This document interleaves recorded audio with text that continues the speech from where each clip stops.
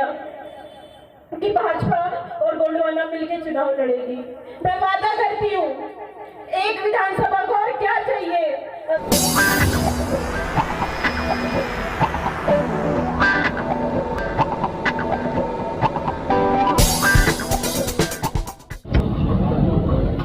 यहाँ पे उपस्थित समस्त भारतीय जनता पार्टी के पदाधिकारी, समस्त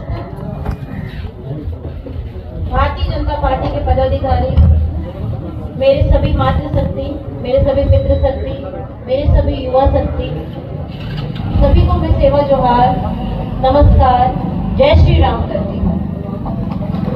होते हुए जोगी कुमार से होते हुए आज यहाँ पर पहुंची हूँ और मैं आप सभी लोगों का धन्यवाद करती हूँ दिल से कि आप लोगों ने इतने बेहतरीन तरीके से मेरा स्वागत किया। और सभी गुंदुर साई के मेरे आदिवासी भाई लोग बैठे हैं, उन सभी का एक बार ताली बजा के जोरदार स्वागत कर दें। बहुत बहुत धन्यवाद इस प्यार और सम्मान के लिए। और जहाँ जहाँ तक मेरी आवाज़ जा रही है, सभी व्यापारी वर्ग, सभी दुकानदार जो यहाँ पे बैठे हैं, जो दूर दूर तक मुझे सुन रहे हैं, सभी को नमस्ते करती हूँ, सभी को धन्यवाद करती हूँ कि आप लोग 2 घंटे से यहाँ पे खड़े हुए हैं सुनने के लिए कि आज मोनिका भट्टी हमसे क्या बात करना चाहती है। मैं लगभग 3 वर्ष हो चुके हैं मुझे इस आंदोलन में, 3 वर्ष हो चुके हैं मेरे पिताजी को गुजरे हुए। और इन 3 वर्षों में मैंने हर क्षेत्र में, आदिवासी वर्ग हो, चाहे एससी हो, चाहे ओबीसी वर्ग हो, चाहे अल्पसंख्यक वर्ग हो, चाहे अन्य वर्ग क्यों ना हो, जहाँ पे जब भी अन्याय हुए हो, ना ही सिर्फ छिंदवाड़ा जिले में, मध्य प्रदेश में हो चाहे देश में हो, हर जगह मैंने वहाँ पे अपनी भागीदारी दी है। हर जगह, चाहे वो सिवनी में हो, चाहे वो नेमावर की घटना हो, चाहे वो न जाने ऐसे कितने अपराध हैं जहाँ पे मैं हमेशा शामिल हुई हूँ, हमेशा अन्याय के खिलाफ लड़ा है, लगातार 3 वर्षों से।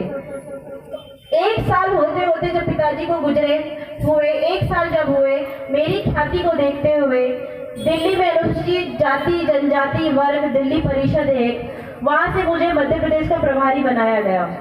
मेरी ख्याति को देखते हुए, मेरी ऊर्जावान शक्ति को देखते हुए मुझे वहाँ से एक महिला प्रभारी बनाया गया मध्य प्रदेश का। उस समय भी लोगों में खुशियों की लहर चली कि दीदी को इतना बड़ा पद चला, चलो एक ऐसा स्थान मिला जहाँ पे दीदी जाके हमारे हक और अधिकारों की बातें कर सकेगी। लेकिन जैसे जैसे वक्त बीतता गया, मुझे कुछ चीजें समझ में आई कि जहाँ जहाँ मैं उपलब्धियों में आगे जाते जा रही हूँ, कि भाजपा और गोंडवाना मिलकर चुनाव लड़ेगी। मैं वादा करती हूँ, एक विधानसभा को और क्या चाहिए। अगर एक शिक्षित महिला आप लोगों के साथ खड़ी है, वो भी वो महिला मनमोहन शाह भट्टी की बेटी, आप लोगों की बेटी, जो मनमोहन शाह भट्टी ने 20 वर्ष इस क्षेत्र में मेहनत की, समाज को जगाने का काम किया। आज उस बेटी के खिलाफ मुर्दाबाद के नारे लगा रहे हैं कुछ लोग। वही लोग थे जिन्होंने मेरे पिताजी को 20 साल आगे नहीं बढ़ने दिया, वही लोग थे वो। और मुझे बहुत दुख होता है कि जब ऐसे लोग हमारे क्षेत्र में घुस के मेरे खिलाफ बातें करते हैं और मेरा समाज चुपचाप खड़े होकर सुनता रहता है, एक शब्द नहीं बोलता, उनका विरोध नहीं करता है। 3 साल से यही कहानी चलती आ रही है। कुछ लोग क्षेत्र में घुसे, बोला गया कि लड़की बिक गई, लड़की ये हो गया, लड़की वो हो गया, लड़की चले जाएगी, लड़की भाग जाएगी। लोग चुपचाप हमेशा सुनते रहे। क्यों? सही बोल रही हूँ। हमेशा चुपचाप लोगों ने सुना, कभी खड़े होकर विरोध नहीं किया। तब क्यों नहीं सवाल उठाए गए? तब क्यों नहीं सवाल उठाए गए कि क्यों लड़की को घुस के जान से मारने की धमकी दी गई? तब क्यों नहीं किसी ने सवाल उठाए गए? क्यों लड़की पर दबाव डाला गया कि हम जैसा बोलेंगे वैसा करना पड़ेगा? मेरे कंधे में रख के बंदूक चलाई गई। मैं बहुत सारी ऐसी परिस्थितियों से गुजरी हूँ।